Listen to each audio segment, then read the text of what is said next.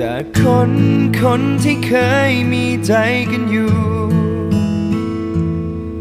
เปลี่ยนไปเป็นไม่มีเยื่อใยต่อกัน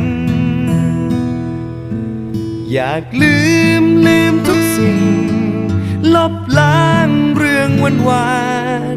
หากเราไม่เห็นกันคงลืมกันได้หนักใจ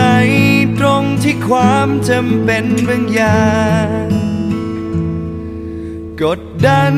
ทำให้เราเจอกันต่อไปยิ่งเจอใจยิ่งเจ็บมันทรมานเกินไปห่างกันไปให้ไกลมันยิ่งดีกว่า